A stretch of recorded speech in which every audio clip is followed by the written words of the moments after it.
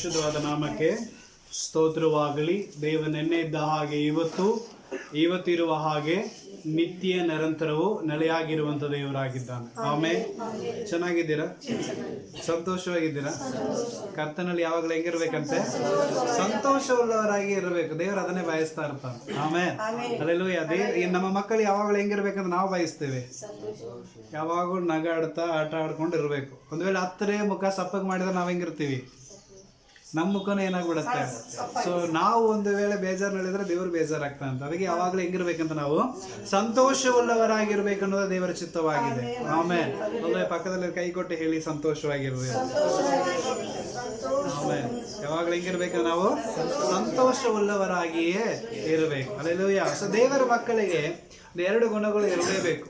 ದೇವರ ಮಕ್ಕಳಿಗೆ ಈ ಎರಡು ಗುಣಗಳು ಇರಬೇಕು. ಒಂದು ವಾಕ್ಯ ಓದೋದು, ಎರಡನೇದು ಪ್ರಾರ್ಥನೆ ಮಾಡುವಂಥದ್ದು. ಆಮೇಲೆ ಒಂದು ವಾಕ್ಯ ಓದುವಂಥದ್ದು, ಎರಡನೇದು ಪ್ರಾರ್ಥನೆ ಮಾಡುವಂಥದ್ದು. ಈ ಎರಡು ಗುಣಗಳು ರೆಗ್ಯುಲರ್ ಆಗಿರಬೇಕು. ಹಲ್ಲೆಲೂಯಾ. ಈ ಎರಡು ಗುಣಗಳು ಹೆಂಗಿರಬೇಕು? ದಿನನಿತ್ಯ ನಮ್ಮ ಜೀವಿತದಲ್ಲಿ ಸತತವಾಗಿ ಮಾಡುವಂಥ ಎರಡು ಕ್ರಿಯೆಗಳಿದು. ಆಮೇಲೆ ಹಲ್ಲೆಲೂಯಾ. ಯಾಕಂದರೆ ನಾನು ಒಂದ್ಸಲ ಪ್ರಯಾಣ ಮಾಡಿ ಹೋಗ್ತಾ ಇರುವಾಗ ಟ್ರೈನಲ್ಲಿ ಪ್ರಯಾಣ ಮಾಡಿ ಹೋಗ್ತಾ ಇದ್ದೆ. ಸೊ ಟ್ರೈನಲ್ಲಿ ಪ್ರಯಾಣ ಮಾಡುವಾಗ ನಾವೆಲ್ಲ ಏನು ಮಾಡ್ತಿದ್ವಿ, ಮೊಬೈಲ್ನಲ್ಲಿ ಬೈಬಲ್ ಆ್ಯಪ್ಗಳೆಲ್ಲ ಇರುತ್ತೆ. ಅದನ್ನು ನೋಡಿಕೊಂಡು ರೆಫರ್ ಮಾಡ್ಕೊಂಡು ಓದ್ಕೊಂಡು ಹೋಗ್ತಾ ಇರ್ತೀವಿ. ಆದರೆ ಒಂದು ಕಡೆ ನಾವು ನೋಡ್ತಾ ಇದ್ದೆ, ಒಂದು ಅಮ್ಮ, ವಯಸ್ಸಾದ ಒಂದು ಅಮ್ಮ ಸತ್ಯವೇದವನ್ನು ಇಟ್ಕೊಂಡು ಅವ್ರು ಏನು ಮಾಡ್ತಿದ್ರು, ಬೈಬಲ್ನಲ್ಲಿ ಹಂಗೆ ಇಟ್ಕೊಂಡು ಹಂಗೆ ಓದ್ಕೊಂಡು ಬರ್ತಾ ಇದ್ರು. ಆಮೇಲೆ ನಾವೆಲ್ಲ ಅದನ್ನ ಇಟ್ಕೊಂಡು ಹೋಗ್ಲಿಕ್ಕೆ ಮುಜುಗರ ಮಾಡ್ಕೊಳ್ತೇವೆ. ಆಮೇಲೆ ಅಲ್ಲೂ ಎಂಥ ದೊಡ್ಡದು ಯಾಕೆ ತೊಗೊಂಡು ಹೋಗ್ಬೇಕಂತೇಳಿ ಎಲ್ಲ ಸ್ಮಾರ್ಟ್ ಫೋನ್ನಲ್ಲಿ ಎಲ್ಲ ಚಿಕ್ಕ ಚಿಕ್ಕದಾಗಿ ಬಂದುಬಿಟ್ಟೈತೆ. ಆದರೆ ಅಮ್ಮ ಅಷ್ಟು ವಯಸ್ಸಿನಲ್ಲಿಯೂ ಪ್ರಯಾಣ ಮಾಡುವಾಗಲೂ ಬೈಬಲ್ನ ತೊಗೊಂಡೋಗಿ ಪ್ರಯಾಣದಲ್ಲಿ ಕೂಡ ಅವ್ರು ಏನು ಮಾಡ್ತಾಯಿದ್ರು, ಬೈಬಲ್ನ ಓದ್ತಾ ಇದ್ರು. ಎಷ್ಟು ಮಟ್ಟಿಗೆ ಆ ಒಂದು ಬೈಬಲ್ ಅವರ ಜೀವಿತದಲ್ಲಿ ಕೆಲಸ ಮಾಡ್ತಾ ಇದ್ರು. ಅಲ್ಲೂ ನಾವು ವಾಕ್ಯವನ್ನು ಹಿಡಿದುಕೊಳ್ಳುವಾಗ ಆ ವಾಕ್ಯವು ನಮ್ಮನ್ನು ಹಿಡಿದುಕೊಳ್ಳುತ್ತೆ.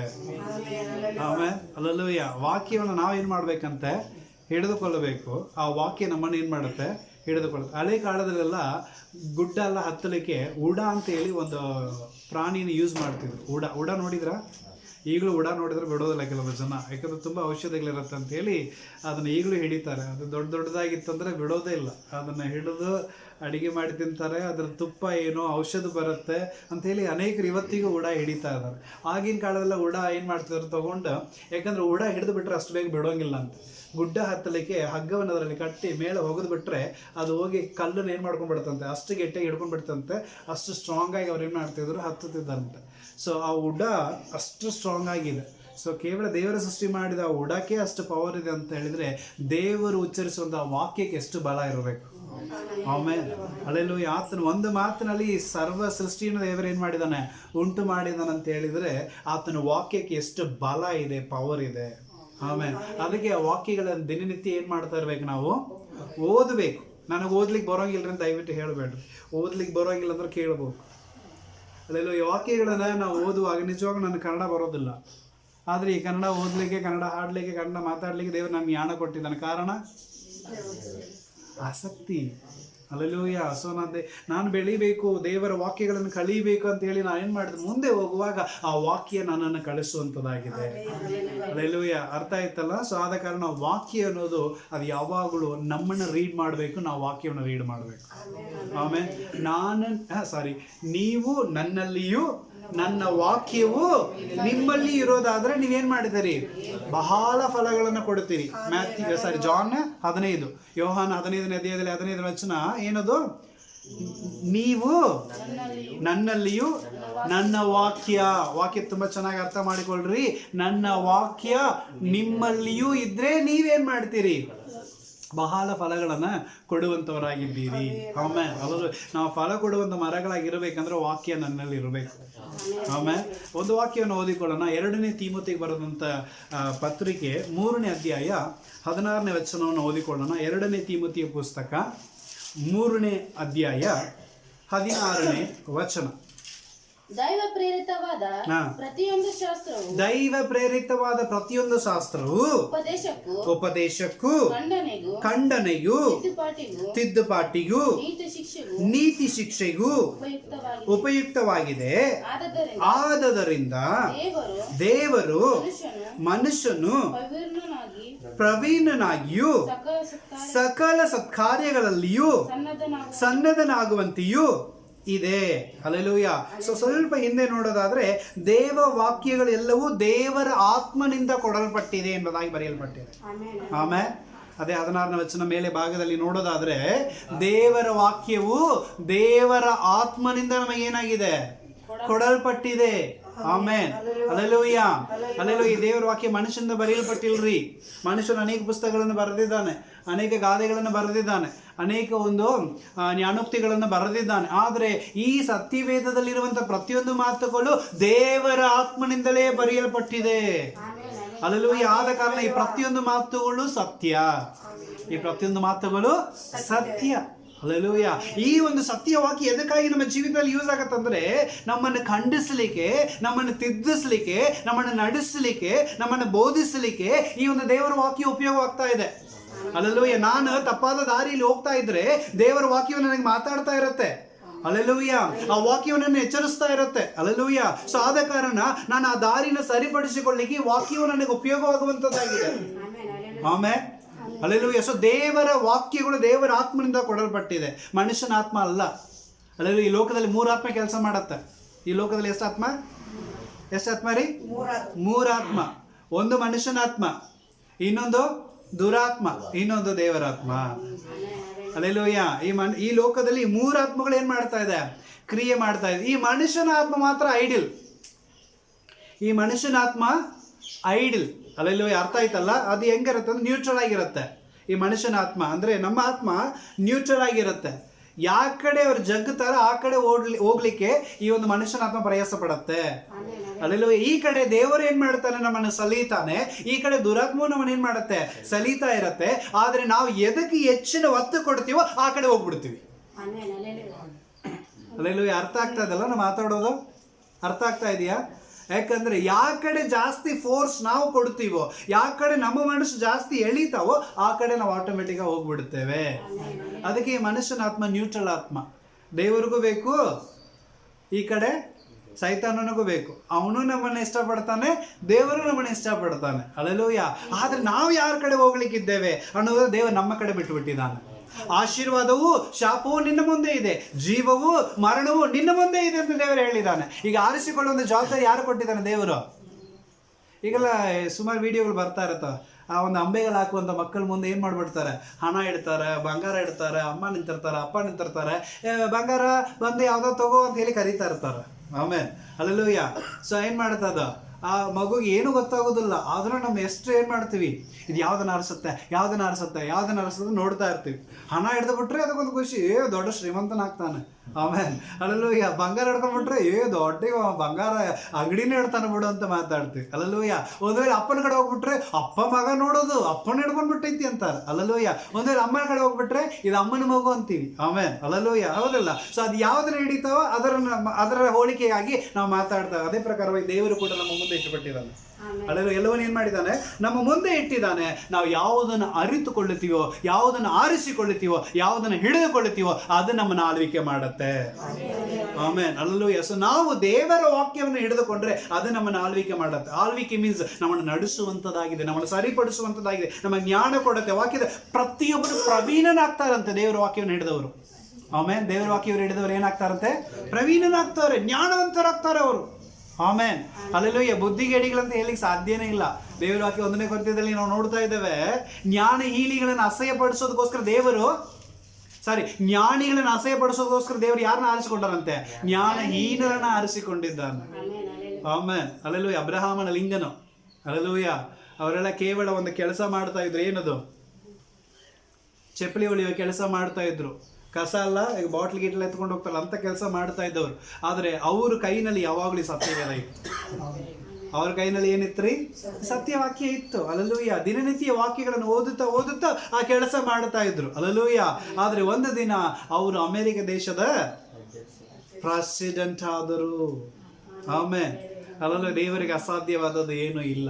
ಕೈನಲ್ಲಿ ಸತ್ಯವಾಕ್ಯ ಇದ್ರೆ ಸಾಕು, ದೇವರು ನಮ್ಮನ್ನು ಪ್ರವೀಣನಾಗಿ ಮಾಡುತ್ತಾನೆ. ಅಲ್ಲೆಲ್ಲೂಯ್ಯ, ನಮ್ಮನ್ನು ಉನ್ನತಿಗೊಳಿಸುತ್ತಾನೆ. ಆದ ಕಾರಣ ಈ ಬೈಬಲನ್ನು ನಾವು ದಿನನಿತ್ಯ ಏನು ಮಾಡ್ತಾ ಇರಬೇಕು? ನಮ್ಮ ಜೀವಿತದಲ್ಲಿ ಓದುತ್ತಾ ಇರಬೇಕು. ವಾಕ್ಯ ನಮ್ಮನ್ನು ಎಚ್ಚರಿಸುತ್ತೆ, ವಾಕ್ಯ ನಮ್ಮನ್ನು ಖಂಡಿಸುತ್ತದೆ. ಅಲ್ಲೆಲ್ಲೂಯ್ಯ, ವಾಕ್ಯ ನಮ್ಮನ್ನು ಎಲ್ಲ ವಿಧದಲ್ಲಿ ಏನು ಮಾಡುತ್ತೆ? ಅದು ನಮ್ಮ ನಡೆಸ್ಕೊಂಡು ಹೋಗುವಂಥದ್ದಾಗಿದೆ. ಸಕಲ ಸತ್ಕ್ರಿಯೆಗಳಲ್ಲಿಯೂ ನಮ್ಮನ್ನು ನಡೆಸುತ್ತದೆ. ಒಳ್ಳೇದಿದೆ ಅಂತ ಜ್ಞಾನವನ್ನು ಏನು ಮಾಡುತ್ತೆ? ಸತ್ಯವಾಕ್ಯ ಕೊಡುತ್ತೆ. ಪಾಪ ಯಾವುದು, ಒಳ್ಳೇದು ಯಾವುದು, ಯಾವುದನ್ನು ಮಾಡಬೇಕು, ಯಾವುದನ್ನು ಮಾಡಬಾರದು, ಹೆಂಗಿದ್ರೆ ಏನಾಗುತ್ತೆ. ಸೊ ಇದು ಪ್ರತಿಯೊಂದು ಕಾರ್ಯಗಳು ದೇವರ ವಾಕ್ಯ ನಮ್ಮನ್ನು ಏನು ಮಾಡುತ್ತೆ? ಎಚ್ಚರಿಸಿ ಖಂಡಿಸಿ ನಡೆಸುವಂಥದ್ದಾಗಿದೆ. ಹಲ್ಲೆಲೂಯಾ. ಸಾಧ್ಯವಾದ ಮಟ್ಟಿಗೆ ಎಲ್ಲರೊಂದು ಹೆಂಗಿರ್ರಿ, ನೀವು ಸಮಾಧಾನವಾಗಿರ್ರಿ. ಇದು ಹೇಳಿದ ಯಾವುದು? ದೇವರ ವಾಕ್ಯ. ಅಲ್ಲೆಲ್ಲ ಜಗಳ ಮಾಡಿ ಬರುವಾಗ ನನಗೊಂದು ಹೃದಯ ಏನು ಮಾಡ್ತಾ ಇರುತ್ತೆ? ಚುಚ್ಚುತ್ತಾ ಇರ್ತಾವಲ್ಲ, ಜಗಳ ಮಾಡಬಾರ್ದಾಯ್ತು ಬಿಡ, ಅಲ್ಲಿ ಬಾಯಿ ಮಾಡಬಾರ್ದಾಯ್ತು ಬಿಡ. ಯಾಕ? ಈ ದೇವರ ವಾಕ್ಯ, ನಾವು ಸಭೆಗೆ ಹೋಗ್ತೀವಿ, ವಾಕ್ಯ ಕೇಳುತ್ತೀವಿ, ಅದನ್ನು ಜಗಳ ಮಾಡಬಾರ್ದು. ಅರಿವು ಬರುತ್ತಲ್ಲ, ಅಲ್ಲೆಲ್ಲೋ ಜ್ಞಾನ ಬರುತ್ತಲ್ಲ. ಈ ಜ್ಞಾನ ಎಲ್ಲಿಂದ ಬರುತ್ತೆ ಅಂದರೆ ಸತ್ಯ ವಾಕ್ಯದಿಂದ ಬರುತ್ತೆ. ಅಲ್ಲೆಲ್ಲೂಯ್ಯ. ಆದ ಕಾರಣ ಈ ಪ್ರತಿಯೊಂದು ಮಾತುಗಳು ದೇವರ ಆತ್ಮನಿಂದ ನಮಗೆ ಕೊಡಲ್ಪಟ್ಟಿದೆ. ಈ ವಾಕ್ಯವನ್ನು ನಂಬಿ ಅದರಂತೆ ನಡೆಯುವವನು ಜ್ಞಾನವಂತನಾಗ್ತಾನೆ. ಆಮೇಲೆ ಅಲ್ಲೆಲ್ಲೂಯ್ಯ. ಆದ ಕಾರಣ ಪ್ರಿಯರೇ, ನಿಜವಾಗಲೂ ಈ ದೇವರ ವಾಕ್ಯವನ್ನು ನಾವೇನು ಮಾಡಬೇಕು? ದಿನನಿತ್ಯ ಓದುವಂಥವರಾಗಿರಬೇಕು. ಅಲ್ಲೆಲ್ಲಿ ಎಷ್ಟು ಮಟ್ಟಿಗೆ ಅರ್ಥ ಆಗುತ್ತೋ ಇಲ್ವೋ ಎರಡನೇದು, ಅಲ್ಲೆಲ್ಲೂಯ್ಯ, ಅರ್ಥ ಆಗುತ್ತೋ ಇಲ್ವೋ ಅದು ಎರಡನೇದು. ಆದರೆ ಓದುವಂಥದ್ದನ್ನು ನಾವು ರೂಢಿಯಾಗಿ ಇಟ್ಕೋಬೇಕು. ಅಲ್ಲೆಲ್ಲ, ಅಥವಾ ವಾಕ್ಯ ಕೇಳುವಂಥದ್ದನ್ನ ಏನು ಮಾಡಬೇಕು? ನಾವು ರೂಢಿಯಾಗಿ ಇಟ್ಕೋಬೇಕು. ಅಲ್ಲೆಲ್ಲೂಯ್ಯ. ಈಗ ಒಂದು ಸಿನಿಮಾ ಹಾಡು ಇರುತ್ತೆ, ದಿನ ಆ ಒಂದು ಹಾಡನ್ನು ಬೆಲೆಗೆ ಹಚ್ಬಿಡ್ರಿ, ಇಡೀ ದಿನ ಆ ಒಂದು ಹಾಡು ಏನಾಗ್ತಾ ಇರುತ್ತೆ? ನಮಗೆ ಬಾಯಲ್ಲಿ ಗುಂಡುಗುಟ್ತಾ ಇರ್ತಾವೆ. ಆಮೇಲೆ ಬೆಳಗ್ಗೆ ಯಾವ ಹಾಡು ಕೇಳಿರ್ತೀವೋ ರಾತ್ರಿ ತನಕ ಸಂದರ್ಭ ಸಿಕ್ಕುವಾಗಲೆಲ್ಲ ಆ ಹಾಡು ಏನು ಮಾಡ್ತಾ ಇರುತ್ತೆ? ನಮ್ಮ ಬಾಯಿನಲ್ಲಿ ಬರ್ತಾನೇ ಇರ್ತಾವೆ. ಮೊನ್ನೆನೋ ಯಾವುದೋ ಒಂದು ಹಾಡನ್ನು ನಾನು ಸುರು ಹಚ್ಕೊಂಡಿದ್ದೆ ಬೆಳಗಿನೇ. ಯಾವ ಹಾಡನ್ನು ನನಗೆ ನೆನಪಾಗಲಿಲ್ಲ. ಯಾವುದೋ ಒಂದು ಹಾಡು ಸುರು ಹಚ್ಕೊಂಡಿದ್ದೆ. ನಾನು ಹೆಂಡತಿ ಹೇಳಿದ್ದು, ಆಯ್ತು ಬಿಡ್ರಿ, ಇವತ್ತು ಇಡೀ ದಿನ ನಿಮ್ಮ ಬಾಯಿನಲ್ಲಿ ಇದೇ ಬರುತ್ತೆ ಅಂದ್ರು. ಆಮೇಲೆ ಅಲ್ಲೆಲ್ಲೋ, ಯಾಕಂದರೆ ಬೆಳಗ್ಗೆ ನಮ್ಮ ಬಾಯಿನಲ್ಲಿ ಯಾವುದನ್ನು ನಾವು ಸ್ವೀಕಾರ ಮಾಡಿಕೊಂಡು ನಾವು ಹೇಳ್ತೀವಲ್ಲ, ಅದು ಇಡೀ ದಿನ ನಮ್ಮ ಜೊತೆಗೆ ಟ್ರಾವೆಲ್ ಮಾಡುತ್ತೆ. ಆಮೇಲೆ ಅದಕ್ಕೆ ದಿನನಿತ್ಯ ಸತ್ಯ ವೇದಗಳನ್ನು ಓದುವಾಗ ಈ ವಾಕ್ಯವು ನಮ್ಮ ಇಡೀ ದಿನ ನಮ್ಮ ಜೀವಿತವನ್ನು ಏನು ಮಾಡುತ್ತೆ? ಅದು ನಡೆಸುವಂಥದ್ದಾಗಿರುತ್ತೆ. ಆಮೇಲೆ ಅಲ್ಲಲ್ಲ, ಈ ತಿಂಗಳ ವಾಗ್ದಾನ ಏನದು? ಪರಾಕ್ರಮಶಾಲಿಯೇ ಕರ್ತನು ನಿನ್ನೊಂದಿಗಿದ್ದಾನೆ. ಆಮೇಲೆ ಈ ತಿಂಗಳೆಲ್ಲ ಈ ವಾಕ್ಯ ಏನು ಮಾಡುತ್ತೆ? ನಮಗೆ ನಮ್ಮೊಂದಿಗೆ ಟ್ರಾವೆಲ್ ಮಾಡುತ್ತೆ. ಅಲ್ಲೆಲ್ಲೂಯ್ಯ. ನನಗೇನು ಆಗೋದಿಲ್ಲ ಅಂತ ಹೇಳುವಾಗ ಈ ವಾಕ್ಯ ಏನು ಮಾಡಿಬಿಡುತ್ತೆ ನನಗೆ? ನಾ ಪರಾಕ್ರಮಶಾಲಿ. ಅಲ್ಲೆಲ್ಲೂಯ್ಯ, ನಾ ಪರಾಕ್ರಮಶಾಲಿ, ದೇವರು ನನ್ನೊಂದಿಗಿದ್ದಾನೆ. ಇದು ನಾನು ಏನು ಮಾಡುತ್ತೆ? ಎಂಕರೇಜ್ ಮಾಡುತ್ತೆ. ಇದು ನನ್ನ ಏನು ಮಾಡುತ್ತೆ? ಉಜ್ಜೀವನ ಮಾಡುತ್ತೆ. ಇದು ನನ್ನ ಏನು ಮಾಡುತ್ತೆ? ಬೆಳೆಸುತ್ತಾ ಇರುತ್ತೆ. ಆದ ಕಾರಣ ಈ ವಾಕ್ಯಗಳನ್ನು ದಿನನಿತ್ಯ ನಾವು ಏನು ಮಾಡ್ತಾ ಇರಬೇಕು? ಓದುವಂಥವರಾಗಿರಬೇಕು. ನಾವು ಎಷ್ಟು ಮಟ್ಟಿಗೆ ದೇವರ ವಾಕ್ಯಗಳನ್ನು ಓದುತ್ತೀವೋ ಅಷ್ಟು ಮಟ್ಟಿಗೆ ನಾವು ಪ್ರವೀಣರಾಗ್ತೇವೆ, ಅಷ್ಟು ಮಟ್ಟಿಗೆ ನಾವು ಸದ್ಗುಣರಾಗಿರುತ್ತೇವೆ. ಆಮೇಲೆ ಅಲ್ಲೆಲ್ಲೂಯ್ಯ. ಸೊ ನಾವು ಸದ್ಗುಣರಾಗಬೇಕಂದ್ರೆ, ಪ್ರವೀಣರಾಗಬೇಕಂದ್ರೆ ಈ ವಾಕ್ಯಗಳನ್ನು ಏನು ಮಾಡಬೇಕು? ನಾವು ಓದುವಂಥವರಾಗಿರಬೇಕು. ಎಫೆಸಿಯ ಪುಸ್ತಕ 4ನೇ ಅಧ್ಯಾಯ 14ನೇ ವಚನ. ಎಫೆಸಿಯ ಪುಸ್ತಕ 4ನೇ ಅಧ್ಯಾಯ 14ನೇ ವಚನ. ಹೊಂಚು ಹಾಕುವವರ ವಂಚನೆಗೂ ಮನುಷ್ಯರ ಕಪಟದಿಂದಲೂ ಮೋಸದ ಉಪಾಯ ಮಾಡುವ ತಂತ್ರದಿಂದಲೂ ಬೋಧನೆಯ ಪ್ರತಿಯೊಂದು ಗಾಳಿಯಿಂದಲೂ ಬೆಳೆಯಲ್ಪಟ್ಟು ಅತಿತ ಮುಖಾಲ್ಪಡುವ ಬಾಲಕನಂತೆ ಇರಬಾರದು. ಆದರೆ ಪ್ರೀತಿಯಲ್ಲಿ ಸತ್ಯವನ್ನು ಆತನು ಮಾತನಾಡುವ ಎಲ್ಲಾ ವಿಷಯಗಳಲ್ಲಿಯೂ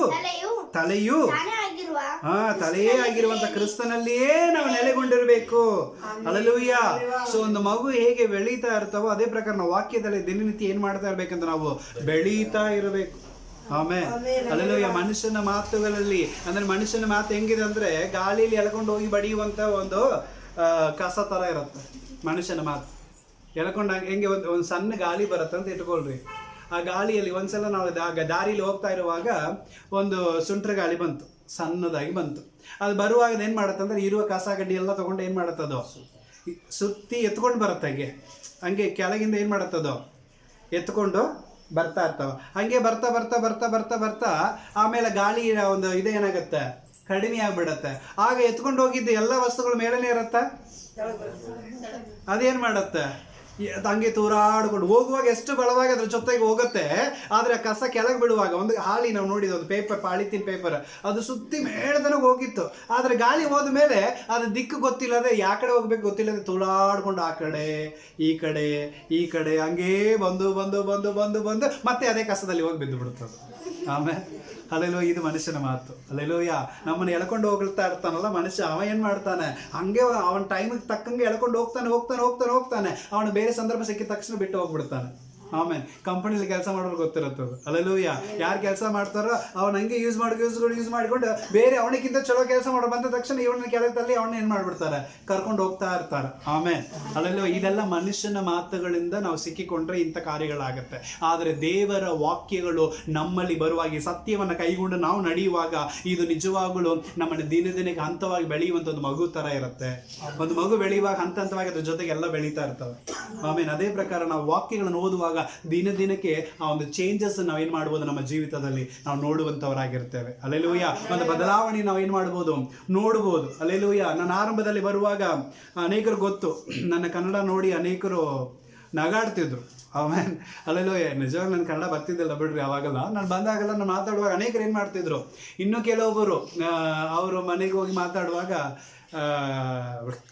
ರೀ ಸ್ವಲ್ಪ ನಮ್ಮ ಕನ್ನಡನ ಕೊಲೆ ಮಾಡಬೇಡ್ರಿ ನೀವು ಅಂತ ಹೇಳಿ ಮಾತಾಡ್ತಿದ್ರು. ನಾವು ಅಲ್ಲೆಲ್ಲೂಯ್ಯ, ಎಂಕರೇಜ್ ಮಾಡಲಿಲ್ಲ ನನಗೆ, ಡಿಕ್ರೇಜ್ ಮಾಡಿದವರೇ ಜಾಸ್ತಿ ಜನ. ಅಲ್ಲೆಲ್ಲೂಯ್ಯ, ಆದರೆ ದೇವರ ಆತ್ಮನು ನಮ್ಮನ್ನು ಬೆಳೆಸುವಂಥವನಾಗಿದ್ದಾನೆ. ಅಲ್ಲೆಲ್ಲೂಯ್ಯ, ಇವತ್ತು ಬೇರೆ ಬೇರೆ ಭಾಷೆಗಳಿಂದ ಕರ್ನಾಟಕಕ್ಕೆ ಬಂದರೆ ನಮ್ಮನ್ನು ಭಾಷಾಂತರ ಮಾಡ್ಲಿಕ್ಕೆ ಕರೀತಾ ಇದ್ದಾರೆ. ಆಮೇಲೆ ಅಲ್ಲೆಲ್ಲೂಯ್ಯ, ಸೊ ಕನ್ನಡನ ಟ್ರಾನ್ಸ್ಲೇಟ್ ಮಾಡ್ಲಿಕ್ಕೆ ಇವತ್ತು ನನ್ನನ್ನು ಏನು ಮಾಡ್ತಿದ್ದಾರೆ, ಸೊ ಹಲವಾರು ಡಿಸ್ಟ್ರಿಕ್ಟ್ನಲ್ಲಿ ನಮ್ಮನ್ನು ಏನು ಮಾಡ್ತಿದ್ದಾರೆ, ಕರೀತಾ ಇದ್ದಾರೆ. ಆಮೇಲೆ ಅಲ್ಲೆಲ್ಲೂಯ್ಯ, ಸೊ ದೇವರು ನಿಜವಾಗಲೂ ಒಳ್ಳೆಯವನು. ಆಮೇಲೆ ಅಲ್ಲೆಲ್ಲೂಯ್ಯ, ಮನುಷ್ಯನ ನಮ್ಮನ್ನು ಹೀಯಾಳಿಸಬಹುದು, ಆದರೆ ದೇವರು ನಮ್ಮನ್ನ ಮೇಲಕ್ಕೆತ್ತುವಂತವನಾಗಿದ್ದಾನೆ. ಅಲ್ಲೆಲ್ಲೂಯ್ಯ, ದೇವರು ನಮ್ಮನ್ನ ಪ್ರವೀಣನಾಗಿ ಮಾಡುವಂತವನಾಗಿದ್ದಾನೆ. ಅಲ್ಲೆಲ್ಲೂಯ್ಯ, ಈಗಿನ ಗದಗ ಹೋದ್ರೆ ಕೆಲವೊಬ್ರು ಹೇಳ್ತಾರೆ, ನೀವು ಕನ್ನಡ ಟೀಚರ್ಗೆ ಟೀಚಿಂಗ್ ಮಾಡೋ ಮಟ್ಟಿಗೆ ಕನ್ನಡ ನೀವು ಪರ್ಫೆಕ್ಟ್ ಆಗಿಬಿಟ್ರು ಬಿಡ್ರಿ ಅನ್ನೋ ಮಟ್ಟಿಗೆ ಇವತ್ತು ದೇವರು ನಮಗೆ ಹೆಸರನ್ನ ಕೊಟ್ಟಿದ್ದಾನೆ. ಆಮೇಲೆ ಅಲ್ಲೆಲ್ಲೂಯ್ಯ, ಕಾರಣ ಏನಂದ್ರೆ ಈ ಸತ್ಯ ವೇದವನ್ನು ನಾನು ಹಿಡಿದುಕೊಂಡಿದ್ದೀನಿ, ಇದು ನನ್ನ ಹಿಡಿದುಕೊಂಡಿದೆ. ಆಮೇಲೆ ಅಲ್ಲೆಲ್ಲೂಯ್ಯ, ಆದ ಕಾರಣ ಪ್ರಿಯರೇ, ಇದರ ಜೊತೆಗೆ ನಾವು ಬೆಳೆಯುವಾಗ ನಮ್ಮ ಅಂತಸ್ತುಗಳು ಏನಾಗುತ್ತೆ, ಚೇಂಜ್ ಆಗುವಂತದ್ದಾಗಿದೆ. ಆಮೇಲೆ ಅಲ್ಲೆಲ್ಲೂಯ್ಯ, ವಾಕ್ಯವನ್ನು ಓದಿಕೊಳ್ಳೋಣ. ಯೆಶಾಯನ ಪುಸ್ತಕ 34ನೇ ಅಧ್ಯಾಯ 16ನೇ ವಚನ. ಯೆಶಾಯನ ಪುಸ್ತಕ 34ನೇ ಅಧ್ಯಾಯ 16ನೇ ವಚನ.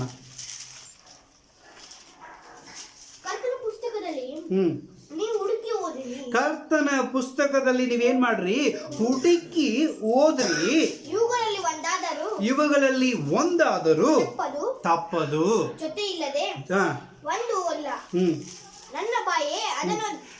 ನನ್ನ ಬಾಯೇ ಇದನ್ನ ಏನ್ ಮಾಡಿದೆ, ಆಜ್ಞಾಪಿಸಿದೆ. ಇದರಲ್ಲಿ ಒಂದು ತಪ್ಪು ಹೋಗೋದಿಲ್ಲ, ಇದರಲ್ಲಿ ಒಂದು ವ್ಯರ್ಥವಾಗೋದಿಲ್ಲ.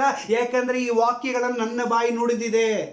ಈ ದೇವರು ಹೇಳುವಂತ ಮಾತು, ಇದು ಯಾರು ನುಡಿದಿದೆ, ನನ್ನ ಬಾಯಿ ನುಡಿದಿದೆ. ಆದ ಕಾರಣ ಈ ಸತ್ಯ ವೇದದಲ್ಲಿ ಇರುವಂತಹ ವಾಕ್ಯಗಳನ್ನ ಹುಡುಕಿ ಓದ್ರಿ. ಏನ್ ಮಾಡ್ಬೇಕಂತೆ, ನಾವು ಹುಡುಕಿ ಓದಬೇಕು. ಅಲ್ಲೆಲ್ಲೂಯ್ಯ, ಇವತ್ತು ನಿಜವಾಗ್ಲೂ ಇದರಲ್ಲಿ ಅನೇಕ ರಹಸ್ಯಗಳು ಅಡಕವಾಗಿದೆ. ಇದನ್ನ ನಾವೇನ್ ಮಾಡ್ಬೇಕಂತ, ದಿನನಿತ್ಯ ಹುಡುಕಿ ಓದುವಂತವರಾಗಿರಬೇಕು. ಆಮೇಲೆ ಅಲ್ಲೆಲ್ಲೂಯ್ಯ, ಇದನ್ನ ಹುಡುಕಿ ಓದುವಾಗ ನಿಜವಾಗ್ಲೂ ದೇವರು ನಮ್ಮನ್ನು ಏನ್ ಮಾಡ್ತಾನೆ, ತುಂಬಿಸುವಂತವನಾಗಿದ್ದಾನೆ.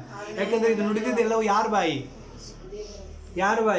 ದೇವರ ಬಾಯಿ ಈ ವಾಕ್ಯಗಳನ್ನು ನುಡಿದಿದೆ. ಈ ವಾಕ್ಯಕ್ಕೆ ಏನಿದೆ ರೀ, ಪವರ್ ಇದೆ. ಆದ ಕಾರಣ ಈ ವಾಕ್ಯಗಳು ನಾವೇನ್ ಮಾಡಬೇಕು, ಸುಮ್ಮನೆ ಓದೋಂಗಿಲ್ಲ, ಹುಡುಕಿ ಓದಬೇಕು. ಇಲ್ಲಿ ಎಲ್ಲ ಸಿಗತ್ತೆ. ಈಗ ಭೂಮಿ ಒಳಗೆ ಏನ್ ಮಾಡ್ತಾರೆ, ತೆಗಿತಾ ಇರ್ತಾರೆ, ತೆಗೆದು ಏನೋ ಒಂದು ಕಂಡುಹಿಡಿತಾ ಇರ್ತಾರೆ. ಚಿನ್ನ, ಬಂಗಾರ, ಮತ್ತೆ ವಜ್ರ, ಮತ್ತೆ ಇನ್ನು ಪೆಟ್ರೋಲ್ ಎಲ್ಲ ಎಲ್ಲಿದೆ, ಅಲ್ಲೆಲ್ಲೋ ನಮ್ಮ ಕಣ್ಣು ಕಾಣುತ್ತ, ಅದು ಎಲ್ಲವೂ ಭೂಮಿಯಲ್ಲೇ ಇದೆ, ಆದ್ರೆ ಕಾಣೋಂಗಿಲ್ಲ. ಆದ್ರೆ ಯಾರೆಲ್ಲ ಅದನ್ನು ಸಂಶೋಧನೆ ಮಾಡಿ ಹುಡುಕೊಂಡು ಹೋಗಿ ಅದನ್ನು ಅಗದು ಪ್ರಯಾಸ ಪಟ್ಟು ಅವನು ಒಳಗೆ ಹೋಗ್ತಾನಲ್ರಿ, ಅವನಿಗೆಲ್ಲ ಸಿಗತ್ತೆ. ಆಮೇಲೆ ಅಲ್ಲೆಲ್ಲೂಯ್ಯ, ಹೌದಲ್ರಿ. ಈಗ ಬೋರ್ ಹಾಕ್ತಾ ಇರ್ತಾರೆ ನೀರಿಗೆ, ಅಲ್ಲೆಲ್ಲೂಯ್ಯ, ಅದನ್ನ ಹೋಗಿ ಕಂಡುಹಿಡಿದು ಪಾಯಿಂಟ್ ಮಾಡಿ ಅಲ್ಲಿ ಬೋರ್ ಹಿಡಿದು ಅಲ್ಲಿ ಒಳಗೆ ತನಗೆ ಹೋಗಿ ಅಲ್ಲಿಂದ ಏನು ಸಿಗ್ತದೆ, ಅವನಿಗೆ ನೀರು ಸಿಗುತ್ತೆ. ಅದೇ ಪ್ರಕಾರ ದೇವರ ವಾಕ್ಯದಲ್ಲಿ ಅನೇಕ ಕಾರ್ಯಗಳಿದೆ. ಇದನ್ನು ಹುಡುಕಿ ನಾವು ಓದುವಂತವರಾಗಿರಬೇಕು. ಅಲ್ಲೆಲ್ಲೂಯ್ಯ, ಇದನ್ನು ಓದುವಾಗ ನಿಜವಾಗ್ಲೂ ದೇವರು ನಮ್ಮ ಜೀವಿತದಲ್ಲಿ ಏನ್ ಮಾಡ್ತಾನೆ, ದೊಡ್ಡ ಕಾರ್ಯಗಳನ್ನು ಮಾಡುವಂತವನಾಗಿದ್ದಾನೆ. ವಾಕ್ಯವನ್ನು ಓದಿಕೊಳ್ಳೋಣ. ಎಬ್ರೆಯ ಪುಸ್ತಕ 4ನೇ ಅಧ್ಯಾಯ 12ನೇ ವಚನ. ಎಬ್ರೆಯ ಪುಸ್ತಕ 4ನೇ ಅಧ್ಯಾಯ 12ನೇ ವಚನ.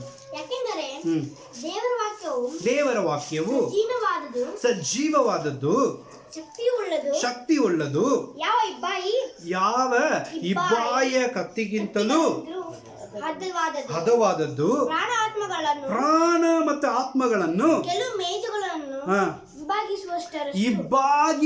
ಇಬ್ಬಾಗಿಸುವಂತಷ್ಟೇ ಮಟ್ಟಿಗೆ ತೂರಿ ಹೋಗುವಂತದ್ದು, ಹೃದಯದ ಆಲೋಚನೆಗಳನ್ನು, ಉದ್ದೇಶಗಳನ್ನು ವಿವೇಚಿಸುವಂಥದ್ದು ಆಗಿದೆ. ಇದು ದೇವರ ವಾಕ್ಯ. ದೇವರ ವಾಕ್ಯ ಅಂದ್ರೆ ಏನಂದ್ರೆ ಇದನ್ನ ಅಂಡರ್ಲೈನ್ ಮಾಡಿ ಇಟ್ಕೊಂಡ್ಬಿಡ್ರಿ. ಇದ್ರಿ ದೇವರ ವಾಕ್ಯ. ಇದು ಇಬ್ಬಾಯಿಯ ಕತ್ತಿ. ಮಾತಾಡುವಂತ ನನಗೂ ಚುಚ್ಚುತ್ತೆ, ಕೇಳುವಂತ ನಿಮಗೂ ಚುಚ್ಚುತ್ತೆ. ಆಮೇಲೆ ಏನು ಅರ್ಥ ಆಗ್ತಾ ಇದಲ್ಲ? ಮಾತಾಡುವಂತ ನನಗೂ ಈ ವಾಕ್ಯ ಬೋಧಿಸ್ತಾ ಇದೆ. ಏನು ಮಾತಾಡ್ತಾ ಇದೆ ಅಂದ್ರೆ ನಾನೇನು ತುಂಬ ಪ್ರವೀಣನಲ್ಲ, ನಾನೇನು ಬುದ್ಧಿವಂತನಲ್ಲ, ನಾನೇನು ಪರ್ಫೆಕ್ಟ್ ಮ್ಯಾನ್ ಅಲ್ಲ. ಅಲ್ಲೂಯ್ಯ. ಈ ಮಾತಾಡ್ತಾ ಇರೋ ಈ ವಾಕ್ಯ ನನಗೂ ಕೂಡ ದೇವ್ರು ಮಾತಾಡ್ತಾ ಇದ್ದಾನೆ. ಲೇ ತಮ್ಮ ನಿನಗೂ ಇದು ಅಂತ ಹೇಳಿ ದೇವ್ರು ಏನ್ ಮಾಡ್ತಾನೆ, ನನಗೂ ಕೊಡ್ತಾ ಇದ್ದಾನೆ. ಆಮೇಲೆ ಅಲ್ಲೂಯ್ಯ. ನಾನು ಈ ವಾಕ್ಯಗಳನ್ನು ಓದುವಾಗಲೂ ಮಾತಾಡುವಾಗಲೂ ಆ ವಾಕ್ಯದಿಂದ ನನ್ನನ್ನು ಏನ್ ಮಾಡ್ಕೋಬೇಕು, ನಾನು ಸರಿಪಡಿಸಿಕೊಳ್ಳಬೇಕು. ಇದು ಇಬ್ಬಾಯಿಯ ಕತ್ತಿ. ಇಬ್ಬಾಯಿಯ ಕತ್ತಿಗಿಂತಲೂ ಹದ. ಇಬ್ಬಾಯಿಯ ಕತ್ತಿ ತುಂಬಾ ಹತವಾಗಿರುತ್ತೆ. ಹಿಂಗ ಹಾಕಿದ್ರೆ ಚುಚ್ಚತ್ತೆ, ಹಿಂಗ ಹಾಕಿದ್ರೆ ಚುಚ್ಚತ್ತೆ. ಅದಕ್ಕಿಂತಲೂ ಹತವಾದದ್ದು ದೇವರ ವಾಕ್ಯವಾಗಿದೆ. ಹೃದಯದ ಯೋಚನೆಗಳನ್ನು ವಿವೇಚಿಸುವಂಥದ್ದಾಗಿದೆ. ಆಮೇಲೆ ಅಲ್ಲಲ್ಲೂ ಯಾದ ಕಾರಣ ಈ ವಾಕ್ಯಕ್ಕೆ ಅಷ್ಟು ಶಕ್ತಿ ಇದೆ. ಆಮೇಲೆ ಅಲ್ಲಲ್ಲೂ ಯಾದ ಕಾರಣ ಏನು ಮಾಡಬೇಕು, ಈ ವಾಕ್ಯಗಳನ್ನ ನಾವು ಓದುವಂಥವರಾಗಿರ್ಬೇಕು. ಕೀರ್ತನೆ 119ನೇ ಕೀರ್ತನೆ 130ನೇ ವಚನವನ್ನು ಓದಿಕೊಳ್ಳೋಣ. ಕೀರ್ತನೆ 119ನೇ ಕೀರ್ತನೆ 130ನೇ ವಚನ. ಬೇಗ. ನಿನ್ನ ವಾಕ್ಯ ವಿವರಣೆಯಿಂದ ಯುಕ್ತಹೀನರಿಗೆ ಜ್ಞಾನೋದಯವಾಗುವುದು. ಜ್ಞಾನಹೀನರಿಗೆ ಏನಾಗುವಂಥದ್ದು? ಜ್ಞಾನ ಉದಯ ಆಗುವುದು. ಯಾವುದು? ದೇವರ ವಾಕ್ಯ. ಆಮೇಲೆ ಅರ್ಥ ಆಯ್ತಲ್ಲ ಪ್ರಿಯರೇ? ದೇವರ ವಾಕ್ಯವನ್ನು ಓದುವಾಗ, ದೇವರ ವಾಕ್ಯಗಳನ್ನು ಧ್ಯಾನಿಸುವಾಗ ಆ ವಾಕ್ಯವು ನಮ್ಮನ್ನು ಏನು ಮಾಡತ್ತಂತೆ? ಜ್ಞಾನೋದಯ ಮಾಡುವಂಥದ್ದಾಗಿದೆ. ಆಮೇಲೆ ಅಲ್ಲೂ ಅದೇ ಕೀರ್ತನೆ 119ನೇ ಕೀರ್ತನೆಯಲ್ಲಿ ಇನ್ನೊಂದು ವಚನ ಇದೆ. ಐ ಥಿಂಕ್ 119ನೇ ಕೀರ್ತನೆ 60ನೇ ವಚನ ಇರ್ಬೋದು ಅನ್ಸುತ್ತೆ. ನಿನ್ನ ಆಜ್ಞೆಗಳನ್ನು ಅನುಸರಿಸುವುದರಲ್ಲಿ ಆಸಕ್ತನಾದನು, ಅಲಕ್ಷ್ಯ ಮಾಡಲಿಲ್ಲ. ದೇವರ ವಾಕ್ಯಗಳನ್ನು ನಾವು ಓದುವಾಗ ಹೆಂಗಿರ್ಬೇಕಂತೆ? ಇಂಟ್ರೆಸ್ಟ್, ಆಸಕ್ತಿ ಉಳ್ಳವರಾಗಿ ಓದ್ಬೇಕು, ಅಲಕ್ಷ್ಯವಾಗಿ ಓದಬಾರ್ದು. ಅಲ್ಲೆಲ್ಲ ಕೆಲವರು ನಿದ್ದೆ ಬರಲಿಲ್ಲ ಅಂದ್ರೆ ಬೈಬಲ್ ತೊಗೊಂಡ್ಬಿಡ್ತಾರೆ. ಆಮೇಲೆ 2 ವಚನ ಓದಿದ್ರೆ ನಿದ್ದೆ ಬಂದುಬಿಡ್ತಾವ. ಅಲ್ಲೆಲ್ಲೂ ಆದರೆ ಈ ವಾಕ್ಯದಲ್ಲಿ ಜೀವ ಇದೆ ಪ್ರಿಯರೇ. ನಾವು ಎಷ್ಟು ಇಂಟ್ರೆಸ್ಟ್ ಕೊಟ್ಟು ಅದನ್ನು ಓದುತ್ತೀವೋ ಅದು ನಮ್ಮನ್ನು ಏನು ಮಾಡುತ್ತೆ? ಉಜ್ಜೀವಿಸುತ್ತದೆ. ಅಲ್ಲೆಲ್ಲೂಯ್ಯ. ಅಲ್ಲೆಲ್ಲೂಯ್ಯ. ವಾಕ್ಯದಲ್ಲಿ ನಾವು ನೋಡ್ತಾ ಇದ್ದೀವಿ 105ನೇ ವಚನ. ಅದೇ ಕೀರ್ತನೆಯಲ್ಲಿ 105ನೇ ವಚನ. ನಿನ್ನ ವಾಕ್ಯವು ನನ್ನ ಕಾಲಿಗೆ ದೀಪವು, ನಾನು ನಡೆಯುವಂತ ದಾರಿಗಳೆಲ್ಲ ಅದೇನಾಗಿದೆ? ಬೆಳಕಾಗಿದೆ.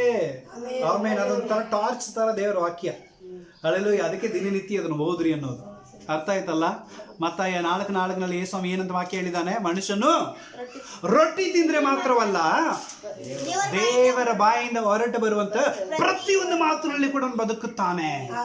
ಆಮೇಲೆ ಹಲ್ಲೆಲೂಯಾ. ಕೇವಲ ನಾವು ರೊಟ್ಟಿ ತಿಂದ್ರೆ ಸ್ಟ್ರಾಂಗ್ ಆಗ್ತೀವಿ ಅನ್ಕೊಂಡಿರ್ತಾರೆ. ಜಡ್ಡು ಬಂದ್ರೆ ರೊಟ್ಟಿ ಕೊಡಬೇಡ ಅಂತಾರ. ಕೇಳಿದ್ರ? ಅಲ್ಲಿ ದವಾಖಾನೆ ಹೋಗ್ರಿ, ರೊಟ್ಟಿ ಇಲ್ಲ ಅಂದ್ರೆ ಊಟ ಹೋಗೋದೇ ಇಲ್ಲ ಅಂತ ಮಾತಾಡಿರ್ತಾರೆ ಅನೇಕರು. ಆದರೆ ಏನಾದ್ರು ಒಂದು ಸಮಸ್ಯೆ ಆಗಿ ಅನಾರೋಗ್ಯ ಬಂದು ದವಾಖಾನೆ ಹೋಗ್ರಿ, ಡಾಕ್ಟರ್ ರೊಟ್ಟಿ ಕೊಡಂತಾರನ್ನ, ಮೆತ್ತಂದು ಸಪ್ಪಂದು ಕೊಡ್ರಿ ಅಂತಾರೆ. ಆಮೇಲೆ ಹಲ್ಲೆಲೂಯಾ.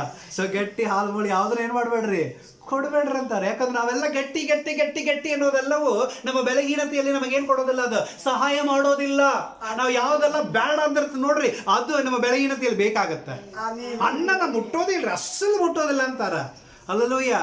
ಆದರೆ ಅನಾರೋಗ್ಯ ಬಂದಾಗ ಯಾವ್ದನ್ನ ತಿನ್ಬೇಕು ನಾವು? ಗಂಜಿ ಕುಡಿರಿ ಅಂತಾರೆ.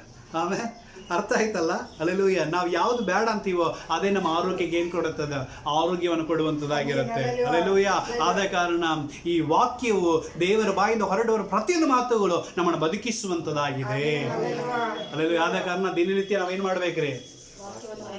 ಪಕ್ಕದಲ್ಲಿದ್ದರೆ ಕೈ ಕೊಟ್ಟು ಹೇಳ್ರಿ, ದಿನನಿತ್ಯ ವಾಕ್ಯಗಳನ್ನು ಓದ್ರಿ. ದಿನನಿತ್ಯ ಏನು ಮಾಡಬೇಕು? ಪ್ರತಿದಿನ ಏನು ಮಾಡಬೇಕು? ವಾಕ್ಯಗಳನ್ನ ಓದಬೇಕು. ಯಾಕಂದ್ರೆ ಈ ವಾಕ್ಯ ನಮ್ಮನ್ನು ಅಷ್ಟು ನಡೆಸುವಂತ.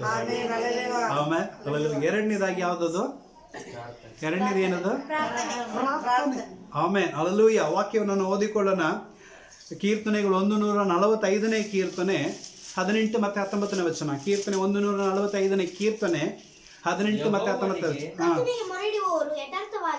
ಆತನಿಗೆ ಮೊರೆ ಇಡುವವರು ಯಥಾರ್ಥವಾಗಿ ಮೊರೆ ಇಡುವುದಾದರೆ ಆತನು ಅವರಿಗೆ ಹಂಗಿರ್ತಾನಂತೆ, ಹತ್ತಿರವಾಗಿರ್ತಾನಂತೆ. ಹಲ್ಲೆಲೂಯಾ. ಸೊ ಮೊರೆ ಇಡುವವರು ಹೆಂಗ್ ಮೊರೆ ಇಡಬೇಕಂತೆ? ಯಥಾರ್ಥವಾಗಿ ಮೊರೆ ಇಡುವುದಾದರೆ ಕೂಗುವಂತವರಿಗೆ ದೇವರು ಹೆಂಗಿರ್ತಾನಂತೆ? ಸಮೀಪದಲ್ಲಿ ಇರ್ತಾನೆ. ಆಮೇಲೆ ಹಲ್ಲೆಲೂಯಾ. ಒಂದು ಮಗು ಒಂದು ಮಗು ಹೊಸದಾಗಿ ಅಂದರೆ ಹುಟ್ಟಿ ಬೆಳೀತಾ ಇರೋ ಒಂದು ಮಗು, ಅಂಬೆಗಳು ಹಾಕುವಂಥ ಮಗು ಅಥವಾ ಅಡ್ಡಾಡ್ಲಿಕ್ಕೆ ಶುರು ಮಾಡಿದಂಥ ಮಗು ಒಂದು ದಿನಕ್ಕೆ 105 ಸಾರಿ ತನ್ನ ತಾಯಿನ ಹೋಗಿ ಮುಟ್ಟಿ ಬರ್ತಾವಂತೆ. ಆಮೇಲೆ ಎಷ್ಟು ಸಾರಿ? 105 ಸಾರಿ ಹೋಗಿ ತನ್ನ ತಾಯಿನ ಏನು ಮಾಡತ್ತಂತದ್ದು ಮುಟ್ಟಿ ಬರುತ್ತಂತೆ. ಅಲ್ಲೆಲ್ಲೂಯ್ಯ.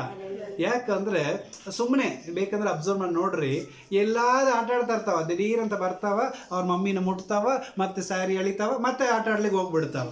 ಅಲ್ಲೆಲ್ಲೂಯ್ಯ. ಹಿಂಗೆ ಮಾಡ್ತಾವಂತೆ. ಅಲ್ಲೆಲ್ಲೂಯ್ಯ. ಯಾಕಂದ್ರೆ ಆ ತಾಯಿನ ಸ್ಪರ್ಶವನ್ನ ಮಗು ಏನ್ ಮಾಡ್ತಾ ಇರತ್ತಂತೆ, ಬಯಸ್ತಾ ಇರ್ತಾವಂತೆ. ಅಲ್ಲೆಲ್ಲೂಯ್ಯ. ಅದೇ ಪ್ರಕಾರ ತಾಯಿ ಕೂಡ ಏನ್ ಮಾಡ್ತಾ ಇರ್ರಿ, ಏನೇ ಕೆಲಸ ಮಾಡ್ತಾ ಇರ್ಲಿ, ಸ್ವಲ್ಪ ಸೌಂಡ್ ಬರ್ಲಿಲ್ಲ ಅಂದ್ರೆ ತಿರುಗಿ ನೋಡ್ತಾರೆ ಮಗು ಎಲ್ಲಿ ಐತಿ ಅಂತೇಳಿ. ಆಮೇಲೆ ಅಲ್ಲೂ ಸ್ವಲ್ಪ ಕಣ್ಣು ಮರೆ ಆಯ್ತಂದ್ರೆ ಎಲ್ಲಿ ಐತಿ ಅಂತ ಹುಡ್ಕೊಂಡು ಹೋಗ್ತಾ ಇರ್ತಾರೆ. ಅಲ್ಲಿ ಯಾಕಂದ್ರೆ ಅವರಿಬ್ಬರು ಬಾಂಡಿಂಗ್ ಹಂಗ. ಅದೇ ಪ್ರಕಾರ ನಮಗೂ ನಮ್ಮ ದೇವರಿಗೆ ಒಂದು ಬಾಂಡಿಂಗ್ ಹೆಂಗಿರಬೇಕು, ಅದು ಪ್ರಾರ್ಥನೆಯಾಗಿರಬೇಕು. ಅಲ್ಲಿ ಯಥಾರ್ಥವಾಗಿ ನಾವು ಕೂಗುವಾಗ ದೇವರು ನಮ್ಮ ಕೂಗಿಗೆ ಏನ್ ಮಾಡ್ತಾನೆ, ಸಮೀಪದಲ್ಲಿ ಇರುವಂತ ದೇವರಾಗಿದ್ದಾನೆ. ದೇವರು ಹೆಂಗಿದ್ದಾನ್ರಿ, ಸಮೀಪದಲ್ಲಿ ಇದ್ದಾನೆ. ಅಲ್ಲೂಯ್ಯ. ಸೊ ನಾವೇನ್ ಮಾಡ್ಬೇಕು, ಅವಾಗ ಹೋಗ್ತಾ ಇರ್ಬೇಕು. ಆಮೇಲೆ ಅಲ್ಲೂಯ್ಯ, ಸೌಂಡ್ ಕೊಡ್ತಾ ಇರ್ಬೇಕು. ನಮ್ಮ ಮಕ್ಕಳು ಸ್ವಲ್ಪ ಗಲಾಟೆ ಕಾಣಲಿಲ್ಲ ಅಂದ್ರೆ ಹೊರಗೋಗಿ ನೋಡ್ತೀವಿ, ಎಲ್ಲಿ ಕಾಣಲಿಲ್ಲ, ಎಲ್ಲಿ ಹೋಗ್ಯಾರ ಏನೋ, ಸ್ವಲ್ಪ ಅಲ್ಲಿ ಹೋಗಿ ನೋಡಿ ಬರ್ತೀವಿ, ಇಲ್ಲಿ ಹೋಗಿ ನೋಡಿ ಬರ್ತೀವಿ, ಎಲ್ಲದಕ್ಕೆ ವಿಚಾರಿಸ್ತಾ ಇರ್ತೀವಿ.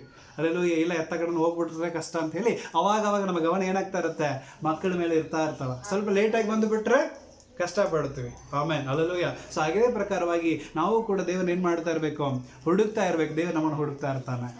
ನಾವು ಒಂದು ವೇಳೆ ಸುಮ್ಮನೆ ಇದ್ರೆ, ಯಾಕೋ ನನ್ನ ಮಕ್ಕಳು ಸುಮ್ಮನೆ ಇದಾರಲ್ಲ, ನನಗೆ ಸ್ತೋತ್ರ ಮಾಡೇ ಇಲ್ಲಲ್ಲ, ನನ್ನನ್ನು ಕರೀಲೇ ಇಲ್ಲಲ್ಲ, ಎಲ್ಲಿದ್ದಾರೆ ಏನಂತೇಳಿ ದೇವ್ರು ಏನು ಮಾಡ್ತಾ ಇರ್ತಾನೆ, ನಮ್ಮನ್ನು ಹುಡುಕ್ತಾ ಇರ್ತಾನೆ. ಆದ ಕಾರಣ ಅವಾಗ ಸ್ತೋತ್ರ ಮಾಡಿ ದೇವರೇ ನಾನು ಇದ್ದೀನಿ ಅಂತ ಹೇಳುವಾಗ ದೇವರು ನಾನು ಕೂಡ ಇದ್ದೀನಿ ಅಂತ ಪಕ್ಕದಲ್ಲಿ ಇರ್ತಾನೆ. ಆಮೇಲೆ ಅಲ್ಲೆಲ್ಲೂ ಆದ ಕಾರಣ ದಾವೀದನು ಹೇಳ್ತಾನೆ, ಯಾವಾಗಲೂ ದೇವರ ಸ್ತುತಿ ನನ್ನ ಬಾಯಿನಲ್ಲಿ ಇದೆ ಅಂತೇಳಿ. ಅಲ್ಲೆಲ್ಲೂಯ್ಯ. ನಾನು ಯಾವಾಗಲೂ ಏನು ಮಾಡ್ತಾ ಇರ್ತೀನಿ, ದೇವರಿಗೆ ಸ್ತೋತ್ರ ಮಾಡ್ತಾನೆ ಇರ್ತೀನಿ ಅಂತೇಳಿ. ಅಲ್ಲೆಲ್ಲೂಯ್ಯ. 1ನೇ ದೆಸಲೋನಿಕೆ ಪುಸ್ತಕ 5ನೇ ಅಧ್ಯಾಯ 17ನೇ ವಚನದಲ್ಲಿ ಒಂದು ವಾಕ್ಯ ಅದೇನಂದ್ರೆ, ಎಡಬಿಡದೆ ಪ್ರಾರ್ಥನೆ ಮಾಡಿರಿ. ಆಮೇಲೆ 1 ದೆಸಲೋನಿಕೆ 5:17. ಅದೇ ಪ್ರಕಾರ ಕೊಲಸಿಯ 4ನೇ ಅಧ್ಯಾಯ 2ನೇ ವಚನದಲ್ಲಿ ಕೂಡ ನಾವು ನೋಡ್ತೀವಿ, ಎಡಬಿಡದೆ ಏನ್ ಮಾಡ್ರಿ, ನೀವು ಪ್ರಾರ್ಥನೆಯನ್ನ ಮಾಡಿರಿ. ಅಲ್ಲೆಲ್ಲೂಯ್ಯ. ಲೂಕ 18:1 ಕೂಡ ನಾವು ನೋಡುತ್ತೇವೆ, ಏನದು, ಬೇಸರಗೊಳ್ಳದೆ ಪ್ರಾರ್ಥನೆ ಮಾಡಿರಿ. ಅಲ್ಲೆಲ್ಲೂಯ್ಯ. ಸೊ ಪ್ರಾರ್ಥನೆ ಅನ್ನೋದು ಅಷ್ಟು ಬಲ ಪ್ರಿಯರೇ. ಆಮೇಲೆ ಪ್ರಾರ್ಥನೆ ಅನ್ನೋದು ಅಷ್ಟು ಬಲ. ಅಲ್ಲೆಲ್ಲೂಯ್ಯ. ಸೊ ಫಿಲಿಪಿಯ 4:6 ಕೂಡ ಒಂದು ವಾಕ್ಯ ಇದೆ, ಏನದು, ಫಿಲಿಪಿಯ 4:6, ಯಾವ ಸಂಬಂಧವಾಗಿಯೂ ಚಿಂತೆ ಮಾಡದೆ. ವಾಕ್ಯ ತುಂಬಾ ಚೆನ್ನಾಗಿದೆ, ನನಗೆ ಆ ವಾಕ್ಯ ತುಂಬಾ ಇಷ್ಟ. ಯಾವ ಸಂಬಂಧವಾಗಿ ಏನ್ ಮಾಡಬಾರ್ದಂತೆ ನಾವು. ಅಲ್ಲೆಲ್ಲೂಯ್ಯ. ನಾವೇನ್ ಮಾಡ್ತೀವಿ, ರಾತ್ರಿ ಮಲಗುವಾಗಲೂ ಚಿಂತೆ, ಬೆಳಗ್ಗೆ ಎಡುವಾಗಲೂ ಚಿಂತೆ. ಇನ್ನು ಕೆಲವರು ರಾತ್ರಿ ಎಲ್ಲ ನಿದ್ದೆನೇ ಬರೋಂಗಿಲ್ರಿ. ಯಾಕ್ರಿ, ಚಿಂತೆ ರೀ. ಆಮೇಲೆ ಅಲ್ಲೆಲ್ಲೂಯ್ಯ. ಆದ್ರೆ ದೇವ್ರ ವಾಕ್ಯ ಏನು ಹೇಳ್ತಾ ಇದೆ, ಯಾವ ಸಂಬಂಧವಾಗಿ ಏನ್ ಮಾಡಬೇಡ, ನೀನು ಚಿಂತೆ ಮಾಡಬೇಡ. ಮತ್ತ 6ನೇ ಅಧ್ಯಾಯದಲ್ಲಿ ದೇವರು ಹೇಳ್ತಾ ಇದ್ದಾನೆ, ಆಕಾಶದಲ್ಲಿ ಹಾರಾಡುವಂತ ಪಕ್ಷಿಗಳನ್ನು ನೋಡು, ಕಾಡಿನಲ್ಲಿ ಬೆಳೆಯುವಂತ ಹೂವುಗಳನ್ನು ನೋಡು, ಅದೇನು ಮಾಡೋಂಗಿಲ್ಲ, ಬಿತ್ತೋದಿಲ್ಲ, ಕೊಯ್ಯೋದಿಲ್ಲ, ಯಾವ ಕೆಲಸ ಮಾಡೋದಿಲ್ಲ, ಚಿಂತೆನೂ ಮಾಡೋದಿಲ್ಲ. ಆದ್ರೆ ಅವುಗಳಿಗೆ ದೇವರು ಏನ್ ಮಾಡ್ತಾನೆ, ಎಲ್ಲ ಶ್ರೇಷ್ಠವಾದ ವರಗಳನ್ನು ಕೊಡುವಾಗ ಅವುಗಳಿಗಿಂತಲೂ ನೀವು ಏನಾಗಿದ್ದೀರಿ, ಶ್ರೇಷ್ಠವಾದವರು, ಹೆಚ್ಚಿನವರು. ನಿಮಗೆ ಕೊಡದೇ ಇರ್ತಾನ, ಕೊಟ್ಟೆ ಕೊಡುತ್ತಾನೆ. ಆಮೇಲೆ ಅದೇ ಅಧ್ಯಾಯದಲ್ಲಿ ಲಾಸ್ಟ್ ವಚನದಲ್ಲಿ ನಾವು ನೋಡ್ಬೋದು, ಇವತ್ತಿನ ಕಾಟ ಇವತ್ತಿಗೆ ಸಾಕು. ಆಮೇಲೆ ಇದನ್ನ ಮತ್ತೆ ನಾಳೆ ಹೊತ್ಕೊಂಡು ಹೋಗ್ಬೇಡ್ರಿ ಅಂತಾನೆ ದೇವ್ರ ವಾಕ್ಯ. ಅದೇ ಮೀನಿಂಗ್ ಅದು. ಆಮೇಲೆ ಅದರಲ್ಲಿ ಕೆಲವು ವಾಕ್ಯಗಳನ್ನ ಓದುವಾಗ ಕರೆಕ್ಟಾಗಿ ಓದಬೇಕು. ಇವತ್ತಿನ ಕಾಟ ಅಂದ್ರೆ ಇವತ್ತಿಂದ ಇವತ್ತು ಸಾಕು, ಮತ್ತೆ ಇವತ್ತು ದಿನದ ಇವತ್ತಿಗೆ ಬಿಟ್ಟು ಬಿಡು. ನಾಳೆ ಅದನ್ನ ಏನ್ ಮಾಡಬೇಡ, ನೀನು ಹೊತ್ಕೊಂಡು ಹೋಗ್ಬೇಡ. ಮತ್ತೆ ನಾಳೆ ಬೇರೆ ಕಾಟ ಇರ್ತಾವ, ಅದು ಇದು ಕೂಡಿದ್ರೆ ನಿನ್ಗೆ ಭಾರವಾಗುತ್ತೆ. ಆಮೇಲೆ ಹಳೆಯಲು ಆದ ಕಾರಣ ದೇವರ ವಾಕ್ಯಗಳು ಒಂದೊಂದು ನಮ್ಮನ್ನು ಏನ್ ಮಾಡುತ್ತೆ, ಬಲಪಡಿಸುತ್ತೆ ಪ್ರಿಯರೇ. ಅದಕ್ಕೆ ಯಾವ ಸಂಬಂಧವಾಗಿ ಏನ್ ಮಾಡಬೇಡ, ನೀನು ಚಿಂತೆ ಮಾಡದೆ ಎಲ್ಲಾ ವಿಷಯಗಳಲ್ಲಿ ಪ್ರಾರ್ಥನೆ, ವಿಜ್ಞಾಪನೆ, ಸ್ತೋತ್ರದೊಂದಿಗೆ ನಿನಗೆ ಬೇಕಾದದನ್ನು ಯಾರಿಗೆ ತಿಳಿಯಪಡಿಸು, ನೀನು ದೇವರಿಗೆ ಸಮಾಧಾನ ಕೊಡುವಂತ ದೇವರಿಗೆ ತಿಳಿಯಪಡಿಸು. ಫಿಲಿಪಿಯ 4:6 ಅದನ್ನ ಅಂಡರ್ಲೈನ್ ಮಾಡಿ ಇಟ್ಕೊಂಡ್ಬಿಡ್ರಿ. ಯಾವ ಸಂಬಂಧವಾಗಿ ನೀವು ಚಿಂತೆ ಮಾಡೋಂಗಿಲ್ಲ. ಇನ್ಮೇಲೆ ಎಲ್ಲಾ ವಿಷಯದಲ್ಲಿ ನಾನು ಏನ್ ಮಾಡ್ತೀನಿ, ದೇವರಿಗೆ ತಿಳಿಯಪಡಿಸ್ತೀನಿ. ಅಲ್ಲೆಲ್ಲೂಯ್ಯ.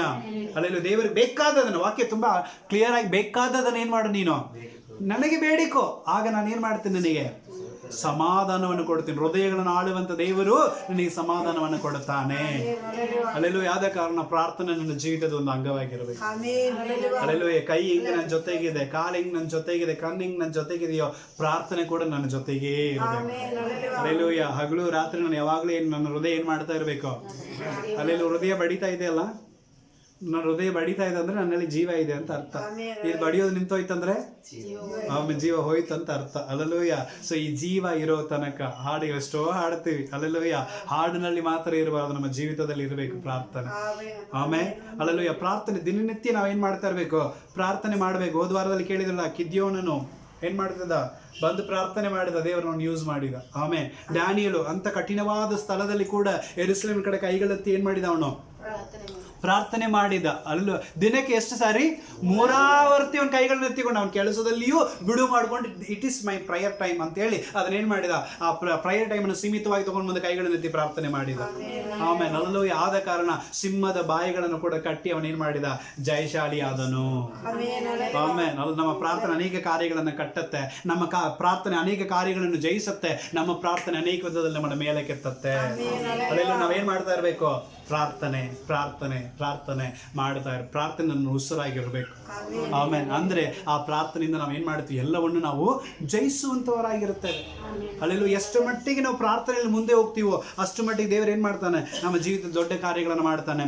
ಯಾಕೋಬನ ಪುಸ್ತಕ 5ನೇ ಅಧ್ಯಾಯ 16ನೇ ವಚನದಲ್ಲಿ ನಾವು ತುಂಬಾ ಚೆನ್ನಾಗಿ ಗೊತ್ತಿದೆ, ಒಬ್ಬರಿಗಾಗಿ ಒಬ್ರು ಏನ್ ಮಾಡ್ರಿ, ಭಾರವುಳ್ಳವರಾಗಿ ಪ್ರಾರ್ಥನೆ ಮಾಡ್ರಿ. ಆಮೇಲೆ ಅಲ್ಲೆಲ್ಲೂಯ್ಯ. ಯಾವ್ದು, ಯಾಕೋಬ 5:16 ನೀತಿವಂತನು ಮಾಡುವಂತ ಅತ್ಯಾಸಕ್ತಿ ಉಳ್ಳ ಪ್ರಾರ್ಥನೆ ಅದು ಬಹುಬಲವಾಗಿದೆ. ಆಮೇಲೆ ಎಂತ ಪ್ರಾರ್ಥನೆ ರೀ, ನೀತಿವಂತನು ಮಾಡುವಂತ ಪ್ರಾರ್ಥನೆ ಅದು ಬಹುಬಲ. Alleluia alleluia. ಇವತ್ತು ನಾವು ಪ್ರಾರ್ಥನೆ ಮಾಡಿದ್ರೆ ಅದು ಬಹುಬಲವುಳ್ಳ ಪ್ರಾರ್ಥನೆ ಆಗಿರ್ಬೇಕು. ಎಲಿಯನು ಅದೇ ಅಧ್ಯಾಯದಲ್ಲಿ ನೋಡಬಹುದು, ಎಲಿಯ ನಮ್ಮಂತೆ ಸಾಮಾನ್ಯ ಸ್ವಭಾವವುಳ್ಳ ಮನುಷ್ಯ, ಆದ್ರೆ ಅವನ್ ಪ್ರಾರ್ಥನೆ ಮಾಡುವಾಗ ದೇವರು ಏನ್ ಮಾಡಿದ್ರಂತೆ, ಮಳೆ ಬರಬಾರ್ದಂತ ಸ್ಟಾಪ್ ಮಾಡಿದ. ಮಳೆ ಬರ್ಬೇಕಂತ ಹೇಳಿದ್ರೆ ಮಳೆ ಬಂತು.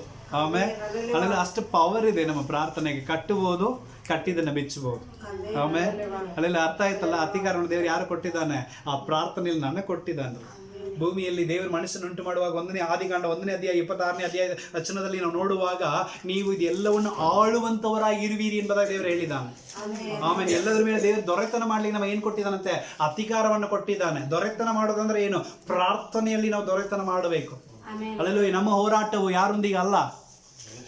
ಎಫೆಸ ಪುಸ್ತಕ 5ನೇ ಅಧ್ಯಾಯದಲ್ಲಿ ನೋಡ್ತೇವೆ 10ನೇ ವಚನದಲ್ಲಿ ಏನದು, ನಮ್ಮ ಕರ್ತನ ಮೆಚ್ಚುಗೆಯಾದದ್ದೇ ಎಂಬುದನ್ನು ಪರಿಶೋಧಿಸಿರಿ. ಕರ್ತನ ಮೆಚ್ಚುಗೆಯಾದದ್ದು ಏನೆಂಬುದನ್ನು ಪರಿಶೋಧಿಸಿ ತಿಳಿಸಿ. ಸರಿ 6ನೇ ಅಧ್ಯಾಯ 10ನೇ ವಚನ. ಕಡೆ ಮಾತೇನೆಂದರೆ, ನೀವು ಕರ್ತನನ್ನು ಆತನ ಅತ್ಯಧಿಕವಾದ ಶಕ್ತಿಯನ್ನು ಆಶ್ರಯಿಸಿಕೊಂಡವರಾಗಿರ್ರಿ, ಬಲಗೊಳ್ಳಿರಿ. ಸೈತಾನನ ತಂತ್ರೋಪಾಯಗಳೊಂದಿಗೂ ನೀವು ಎದುರಿಸಿ ನಿಲ್ಲುವುದಕ್ಕೆ ಶಕ್ತರಾಗುವಂತೆ ದೇವರ ದಯಪಾಲಿಸುವ ಸರ್ವಾಯುಧಗಳನ್ನು ಏನ್ ಮಾಡ್ರಿ, ನೀವು ಧರಿಸಿಕೊಂಡು ನಾವು ಹೋರಾಡುವುದನ್ನು ಮನುಷ್ಯರ ಸಂಗಡ ಮಾತ್ರವಲ್ಲ, ನಮ್ಮ ಸುತ್ತಲೂ ಇರ್ತಾರಲ್ರಿ ಮನುಷ್ಯ, ಅವ್ರ ಸಂಗಡ ಮಾತ್ರ ನಮ್ಮ ಏನ್ ಮಾಡ್ತಾ ಇಲ್ಲ, ನಾವು ಹೋರಾಡ್ತಾ ಇಲ್ಲ. ಅಲ್ಲೆಲೂಯ್ಯ. ಆಕಾಶದಲ್ಲಿಯೂ ಅಂಧಕಾರದಲ್ಲಿಯೂ ಕೆಲಸ ಮಾಡುವಂತ ಸೈತಾನನೊಂದಿಗೂ ನಾವೇನ್ ಮಾಡ್ತಾ ಇರಬೇಕು, ಹೋರಾಡುವಂತವರಾಗಿರಬೇಕು. ಆದ ಕಾರಣ ನಾವು ಸಕಲ ಆಯುಧಗಳನ್ನು ಧರಿಸಿಕೊಂಡು ನಾವು ಪ್ರಾರ್ಥನೆ ಮಾಡುವಂತವರಾಗಿರಬೇಕು. ಆಮೇಲೆ ಅಲ್ಲೂಯ್ಯ. ನಾವು ಪ್ರಾರ್ಥನೆ ಮಾಡುವಾಗ ದೇವರು ನನಗೋಸ್ಕರ ಏನ್ ಮಾಡ್ತಾನ್ರಿ, ಬಾಗಿಲನ್ನು ತೆರೆಯುತ್ತಾನೆ. ಅಲ್ಲೆಲೂಯ್ಯ. ಮೋಶೆ ಪ್ರಾರ್ಥನೆ ಮಾಡ್ತಾನೆ. ಹೆಂಗ್ ಪ್ರಾರ್ಥನೆ ಮಾಡ್ತಾನ್ರಿ, ವಿಮೋಚನಾ ಕಾಂಡ 14ನೇ ಅಧ್ಯಾಯ 15ನೇ ವಚನದಲ್ಲಿ, ನೀನು ಯಾಕೋ ನನಗೆ ಮೊರೆ ಇಡ್ತಾ ಇದ್ದಿ, ಮೋಶೆಗೆ ದೇವರು ಹೇಳಿದಂತ ಮಾತು, ನೀನು ಯಾಕೋ ನನಗೆ ಮೊರೆ ಇಡ್ತಾ ಇದ್ದಿ, ಕೋಳನ್ನು ಚಾಚು ಇಸ್ರಾಯೇಲ್ ನಡೆಸು. ಆಮೇಲೆ ಅಲ್ಲೆಲ್ಲ ಕೋಳನ್ನು ಚಾಚು ಇಸ್ರಾಯೇಲನ್ನ ನಡೆಸು. ಆಗ ಕೆಂಪು ಸಮುದ್ರ ಏನಾಯ್ತು, 2 ಭಾಗವಾಯ್ತು. ಆಮೇಲೆ ಹಲ್ಲೆಲೂಯ. ಸೊ ಇವತ್ತು ನಮ್ಮ ಕೈನಲ್ಲಿ ಈ ಕೋಳೆಂಬ ಈ ದೇವರ ವಾಕ್ಯವು, ಪ್ರಾರ್ಥನೆ ಎಂಬ ಒಂದು ನುಡಿಯು ಇದ್ರೆ ದೇವರು ನಮ್ಮ ಮುಂದಿರುವಂತ ಕೆಂಪು ಸಮುದ್ರಗಳನ್ನ 2 ಭಾಗ ಮಾಡುತ್ತಾನೆ. ಹಲ್ಲೆಲೂಯ. ಆದ ಕಾರಣ ಇದೆರಡನ್ನು ನಾವು ಏನ್ ಮಾಡಬಾರದು, ಇದೆರಡನ್ನು ಏನ್ ಮಾಡಬಾರದು, ನಾವು ಬಿಟ್ಟು ಬಿಡಬಾರದು. ಹಲ್ಲೆಲೂಯ. ಊಟ ಮಾಡ್ಲಿಕ್ಕೆ ಮರಿತೀವ. ಆಮೇಲೆ ಹಲ್ಲೆಲೂಯ. ಅದೇ ಪ್ರಕಾರ ಈ ಪ್ರಾರ್ಥನೆ ಮಾಡೋದನ್ನು ಕೂಡ ಏನ್ ಮಾಡಬಾರ್ದು, ನಾವು ಮರೆಯಬಾರ್ದು. ಯಾಕಂದ್ರೆ ದಾವೀದನು, ವಾಕ್ಯ ನೋಟ್ ಮಾಡಿ ಇಟ್ಕೊಳ್ರಿ, ಓದೋದು ಬೇಡ. 1ನೇ ಸಾಮುವೇಲನ ಪುಸ್ತಕ 23ನೇ ಅಧ್ಯಾಯ 2ನೇ ವಚನ. 1ನೇ ಸಾಮುವೇಲ 23:2 ಮತ್ತು 1ನೇ ಸಾಮುವೇಲ 30ನೇ ಅಧ್ಯಾಯ 8ನೇ ವಚನ. 1ನೇ ಸಾಮುವೇಲ 30ನೇ ಅಧ್ಯಾಯ 8ನೇ ವಚನ. 2ನೇ ಸಾಮುವೇಲ 5ನೇ ಅಧ್ಯಾಯ 19ನೇ ವಚನ. 2ನೇ ಸಾಮುವೇಲ 5ನೇ ಅಧ್ಯಾಯ 19ನೇ ವಚನ. ಈ ಎಲ್ಲ ವಾಕ್ಯಗಳಲ್ಲಿ ನಾವು ನೋಡ್ಬೋದು ಏನಂದ್ರೆ, ದಾವೀದನು ಪ್ರತಿ ಸಲ ಯುದ್ಧಕ್ಕೆ ಹೋಗೋದಕ್ಕಿಂತ ಮುಂಚೆ ದೇವರ ಸಮ್ಮುಖದಲ್ಲಿ ಹೋಗಿ ವಿಚಾರಿಸ್ತಾ ಇದ್ದಾನೆ. ಆಮೇಲೆ ಅಲ್ಲೆಲ್ಲೂ ಯಾಕೆ ಪ್ರತಿ ಸಲ ಹೋಗಿ ವಿಚಾರಿಸ್ಬೇಕು? ಪ್ರತಿ ಸಲ ಯಾಕೆ ವಿಚಾರಿಸ್ಬೇಕು? ದೇವರ ಒಂದು ಸಂಗಡ ಇದ್ದಾನಲ್ಲ, ಆಮೇಲೆ ಹೋಗ್ಬೋದಾಯ್ತಲ್ಲ. ಆದ್ರೆ ಪ್ರತಿ ಸಲ ದೇವರ ಸಮ್ಮುಖದಲ್ಲಿ ಹೋಗಿ ಕುಂತು ಪ್ರಾರ್ಥನೆ ಮಾಡಿ ವಿಚಾರಿಸಿಕೊಂಡು ಅವನು ಏನ್ ಮಾಡ್ತಾ ಇದ್ದ, ಮುಂದೆ ಹೋಗ್ತಾ ಇದ್ದ. ಅವನು ಹೋಗಿ ಪ್ರತಿ ಸಲ ಮೊಣಕಾಲು ಹಾಕಿ ಪ್ರಾರ್ಥನೆ ಮಾಡುವಾಗಲೂ ದೇವರನ್ನು ಹೇಳ್ತಾ ಇದ್ದಾನೆ, ನೀನು ಹೋಗೋ ಫೆಲಿಸ್ಟಿಯರನ್ನು ಕೊಡ್ತೀನಿ, ನೀನು ಹೋಗಿ ಅವ್ರನ್ನ ನಾನು ಕೊಡ್ತೀನಿ, ನೀನು ಹೋಗಿ ನಾನು ಜಯ ಕೊಡ್ತೀನಿ ಅಂತೇಳಿ ಪ್ರತಿ ಸಲ ದೇವ್ರು ಏನ್ ಮಾಡ್ತಾನೆ, ಅವ್ರನ್ನ ಕಳಿಸ್ತಾನೆ ಇರ್ತಾನೆ. ಉತ್ತರ ಕೊಟ್ಟರು ಕೂಡ ಅವನು ಹೋಗಿ ಏನ್ ಮಾಡ್ತಾ ಇದ್ದಾನೆ, ಪ್ರಾರ್ಥನೆ ಮಾಡ್ತಾ ಇದ್ದಾನೆ. ಯಾಕೆ ಅವನು ಪ್ರಾರ್ಥನೆ ಮಾಡಬೇಕು? ನಾವು ಮಾಡ್ತಿದ್ದೀವ? ಗೊತ್ತಿದ್ದ ಅಂಗಡಿಗೆ ಹೋಗ್ತಾ ಇರ್ತೀವಿ, ಗೊತ್ತಿದ್ದ ವಸ್ತುನೇ ತೊಗೊಳಕ್ಕೆ ಹೋಗ್ತೀವಿ. ಅಂದಮೇಲೆ ನಾವೇನು ಕೇಳಿ ಹೋಗ್ತೀವ? ನಾವು ಎಲ್ಲ ಗೊತ್ತಿತ್ತು ತಗ, ಅಲ್ಲೇ ಇರ್ತಾವೆ, ಹೋಗಿ ತೊಗೊಂಡು ಬರೋಣ. ಒಂದು ಸೂಪರ್ ಮಾರ್ಕೆಟ್ ಇಲ್ಲಿ ಇದಾವ, ನಾವು ಏನಾದ್ರು ಸಾಮಾನು ತೊಗೋಬೇಕಂದ್ರೆ ಅಲ್ಲಿಗೆ ಹೋಗಿರ್ತೀವಿ. ಅಲ್ಲಿ ದೀಪಕ್ ಸೂಪರ್ ಮಾಲ್ ಅಂತ ಇದೆ. ಅಲ್ಲಿ ಹೋಗುವಾಗ ಒಂದು ಸಲ ಹೋಗಿ ಬಂದರೆ 2ನೇ ಸಲ ಯಾವ ವಸ್ತು ಎಲ್ಲಿ ಇಟ್ಟಿರ್ತಾರೋ ಗೊತ್ತಾಗ್ಬಿಟ್ಟಿರ್ತಾವೆ. ಸೀದಾ ನಮಗೇನು ಬೇಕೋ ಕರೆಕ್ಟಾಗಿ ಹೋಗಿ ಏನು ಮಾಡ್ತೀವಿ, ಆ ವಸ್ತುನ ತೊಗೊಂಡು ಬುಟ್ಟಿಯಲ್ಲಿ ಹಾಕ್ಕೊಂಡು ತಗೊಂಡು ಬಂದುಬಿಡ್ತೀವಿ. ಆದರೆ ಇನ್ನೊಂದು ಸಲ ಹೋಗುವಾಗ ವಸ್ತು ಅಲ್ಲಿ ಇರೋದಿಲ್ಲ. ಯಾಕೆ ಇಲ್ಲ, ಅಲ್ಲಿ ಒಳಗಿದ್ದವ್ರು ಚೇಂಜ್ ಮಾಡಿಟ್ಟಿರ್ತಾರೆ. ಅಲ್ಲೆಲ್ಲೋ ಅಲ್ಲಿದ್ದದ್ದು ತೊಗೊಂಡು ಬಂದು ಇಲ್ಲಿ ಇಟ್ಟಿರ್ತಾರೆ, ಇಲ್ಲಿದ್ದದ್ದು ತೊಗೊಂಡು ಹಿಂದೆ ಇಟ್ಟಿರ್ತಾರೆ. ಕನ್ಫ್ಯೂಷನ್ ಆಗಿರುತ್ತೆ. ಅಯ್ಯೋ ಇಲ್ಲೇ ಇತ್ತಂತ ಹುಡುಕಿದ್ರೆ ಅದೇನಾಗೋದಿಲ್ಲ, ನಮಗೆ ಸಿಗೋದಿಲ್ಲ. ಅವಾಗ ಏನು ಮಾಡ್ಬೇಕು, ಅವ್ರ ಹತ್ರ ಹೋಗಿ ಕೇಳಬೇಕು, ಈ ವಸ್ತು ಇತ್ತಲ್ಲ ಎಲ್ಲಿ ಹೋಯ್ತು, ಇದು ಆ ರ್ಯಾಕ್ನಲ್ಲಿ ಇದೆ ನೋಡ್ರಿ ಅಂತ ಹೇಳಿ ಕಳಿಸ್ತಾರೆ. ಅಲ್ಲೆಲ್ಲೋಯ್ಯ, ಯಾಕಂದ್ರೆ ನಮ್ಮ ಸುತ್ತಲೂ ಅನೇಕ ಬದಲಾವಣೆಗಳು ನಡೀತಾ ಇರ್ತಾವ. ಅಲ್ಲೆಲ್ಲೋಯ್ಯ, ಅದೆಲ್ಲ ನಾವು ತಿಳಿದುಕೊಳ್ಬೇಕಂದ್ರೆ ನಾವು ಪ್ರಾರ್ಥನೆ ಮಾಡಬೇಕು. ಅಲ್ಲೆಲ್ಲ ಪ್ರಾರ್ಥನೆ ಮಾಡುವಾಗ ದೇವರು ನಮಗೆ ಡೈರೆಕ್ಷನ್ ಕೊಡ್ತಾ ಇರ್ತಾನೆ, ದೇವರು ನಮ್ಮ ಮಾರ್ಗಗಳನ್ನು ತರಿತಾ ಇರ್ತಾನೆ. ಸೊ ಎಲ್ಲಿ ಹೋಗ್ಬೇಕು ದೇವರು ನಮ್ಗೆ ಸರಿಯಾಗಿ ಏನು ಮಾಡ್ತಾನೆ, ಹೋಗ್ಲಿಕ್ಕೆ ಅನುಕೂಲ ಮಾಡುತ್ತಾನೆ. ಅಲ್ಲೆಲ್ಲೋಯ್ಯ. ಸೊ ಆದ ಕಾರಣ ಪ್ರಾರ್ಥನೆ ಅನ್ನೋದು ನಮ್ಮ ಜೀವಿತದ ಅಂಗವಾಗಿರ್ಬೇಕು. ಪಕ್ಕದಲ್ಲಿದ್ದರು ಕೈ ಕೊಟ್ಟು ಹೇಳಿ, ದಿನನಿತ್ಯ ಪ್ರಾರ್ಥನೆ ಮಾಡಿರಿ, ಎಡಬಿಡದೆ ಪ್ರಾರ್ಥನೆ ಮಾಡಿರಿ. ಆಮೇಲೆ ಬೇಸರಗೊಳ್ಳದೆ ಪ್ರಾರ್ಥನೆ ಮಾಡಿರಿ. ಆಮೇಲೆ ಪ್ರಾರ್ಥನೆ ನಿಮ್ಮ ಉಸಿರಾಗಿರಲಿ. ಹೇಳಿ, ಪ್ರಾರ್ಥನೆ ನಿಮ್ಮ ಉಸಿರಾಗಿರಲಿ. ಆದ ಕಾರಣ ಒಂದು ಕೈಗಳು ನಿಂಗೆ ಇಟ್ಟುಕೊಳ್ರಿ, ಬೈಬಲ್ ರೆಡಿ. ದಿನ ಎದ್ದ ತಕ್ಷಣ ಕೆಲವರು ಹಿಂಗೆ ಮಾಡಿ ಹಿಂಗೆ ನೋಡ್ತಾರೆ. ಎದಕ್ಕೆ ನೋಡ್ತಾರೆ ನನಗೆ ಗೊತ್ತಿಲ್ಲ, ಏನೋ ದೇವರೇನೋ ಅದು ಆಯುಷ ಗೀಶನ ಇಟ್ಟಿರ್ತಾನೋ ಗೊತ್ತಿಲ್ಲ. ಆದರೆ ಕೆಲವರು ಏನು ಮಾಡ್ತಾರೆ, ಎದ್ದ ತಕ್ಷಣ ಹಿಂಗೆ ಮಾಡಿ ಹಿಂಗೆ ಮಾಡ್ತಾರೆ. ಅಲ್ಲೆಲ್ಲೋ ಯಾವ್ದು ನಾವು ಎದ್ದ ತಕ್ಷಣ ಹಿಂಗೆ ಮಾಡಿ ಹಿಂಗೆ ಮಾಡೋಣ. ಆಮೇಲೆ ಅಲ್ಲೆಲ್ಲೋ ಅರ್ಥ ಆಯ್ತಲ್ಲ. ಅಂದ್ರೆ ಇದು ನಮ್ಮನ್ನ ಏನು ಮಾಡುತ್ತೆ, ನಡೆಸುತ್ತೆ. ಹಿಂಗೆ ಮಾಡೋದು ಮಾತ್ರ ಇಲ್ಲ, ಮತ್ತೆ ಹಿಂಗೂ ಮಾಡೋಣ. ಆಮೇಲೆ ಅಲ್ಲೆಲ್ಲೂಯ್ಯ. ಹಿಂಗೆ ಮಾಡುವಾಗ ದೇವ ನಮ್ಮ ಹೆಂಗ್ ಬೇಕಂದ್ರೆ ನಡ್ಸ್ಕೊಂಡು ಹೋಗ್ತಾರೆ. ಆಮೇಲೆ ಅಲ್ಲಿ ನಾವೆಲ್ಲರೂ ಪ್ರಾರ್ಥನೆ ಮಾಡೋಣ, ಕಣ್ಗಳನ್ನು ಮುಚ್ಚಿದವರಾಗಿ ದೇವರಿಗೆ ಒಪ್ಪಿಸಿಬಿಟ್ಟು ನಾವು ಪ್ರಾರ್ಥನೆ ಮಾಡೋಣ. ಸರ್ವಶಕ್ತನಾಗಿರುವಂಥ ತಂದೆಯಾದ ದೇವರೇ, ಹೇಳಿದ ವಾಕ್ಯಕ್ಕಾಗಿ ಸ್ತೋತ್ರಪ್ಪ. ಕರ್ತನೇ, ನಿನ್ನ ಮಕ್ಕಳಾಗಿ ನಮ್ಮನ್ನು ಆರಿಸಿಕೊಂಡಿದ್ದೀರಿ. ನಮ್ಮ ಜೀವಿತದಲ್ಲಿ 2 ಕಾರ್ಯಗಳು ಇರಲೇಬೇಕು ಸ್ವಾಮಿ. ಒಂದು, ಸತ್ಯವೇದವನ್ನು ದಿನನಿತ್ಯ ನಾವು ಓದುವಂಥವರಾಗಿರಬೇಕು.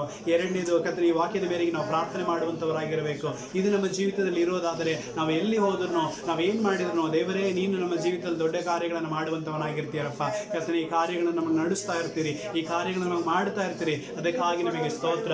ನೀನು ಆಶೀರ್ವದಿಸಿಕೊಡು, ನೀನೇ ಬಲಪಡಿಸು, ಇನ್ನು ಅತ್ಯಧಿಕವಾಗಿ ಉನ್ನತವಾದ ರೀತಿಯಲ್ಲಿ ನಮ್ಮನ್ನು ತುಂಬಿಸಿ ಕರ್ತನೆ ನೀನು ಆಶೀರ್ವದಿಸಿಕೊಳ್ಳು. ಹಾಗೆ ನೀವು ಮಾಡಿರೋದಕ್ಕಾಗಿ ಸ್ತೋತ್ರ. ಪ್ರಾರ್ಥನೆ ಕೇಳಿದಕ್ಕಾಗಿ ವಂದನೆ. ಯೇಸು ಕ್ರಿಸ್ತನ ಮುದ್ದಾದ ನಾಮದಲ್ಲಿ, ಪರಿಶುದ್ಧಾತ್ಮನೇ ನಿನ್ನ ಸಹಾಯದಲ್ಲಿ ಪ್ರಾರ್ಥನೆಯಲ್ಲಿ ಬೇಡಿ ಹೊಂದುತ್ತಾ ಇದ್ದೇವೆ ನಮ್ಮ ಜೀವವುಳ್ಳ ಸ್ವರ್ಗೀಯ ತಂದೆಯಾದ ದೇವರೇ. Amen. Amen. God bless you. Praise the lord.